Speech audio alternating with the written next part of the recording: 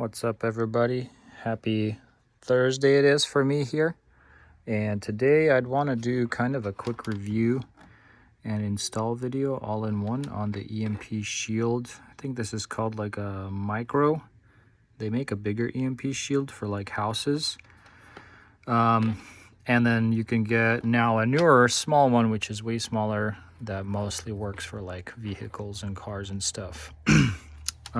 Review, what can I say? I had one for a couple months while wired up, and pretty much when it's wired up you see the green light come on, and it's supposed to act as a mega surge protector slash EMP strike shield. Again, God forbid we ever have an EMP strike, because that'll be bad. I guess it'll be bad in some ways if you're the only car driving around after an EMP. Might draw unwanted attention, but nevertheless, I bought it. I bought one for the house.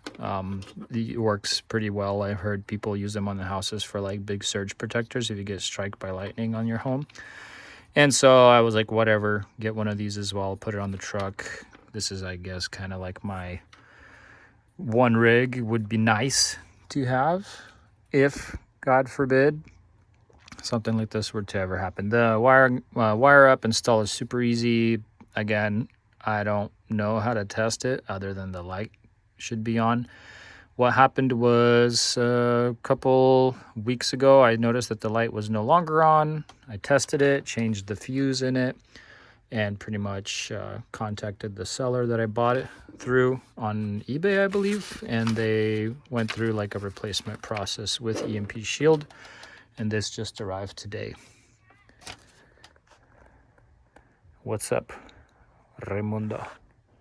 And so for the install, it's 3 wires, one on the positive, one on the negative, and one on the ground of the chassis. All right, usually these come with a cool Velcro thing, and then you get another piece, or several of these actually, where you can fix them under the hood somewhere. From my previous kit or set, I had it over there, so I'm just gonna go slap it on there and show you how I route my red power, black negative, and green ground wire. Pretty straightforward. If you have a F150, this would probably be very near identical for you. All right, here it is installed. You can see the little LED light turns on and it just stays on all the time. I've never had it drain my battery. I've had the truck stand around, maybe not for weeks, but you know, maybe almost a week at times, and it's never drained my battery, so that's not been an issue. I need to clean up the wiring, zip tie it up, but pretty much your black wire, hot wire, and ground, and EMP proof, baby. Can you imagine ripping around on this thing in a post-apocalyptic world? Mad Max style on your Raptor. Anyway, thought I'd do this video since I'm replacing this thingamajig anyway. Take care, everybody. Thanks.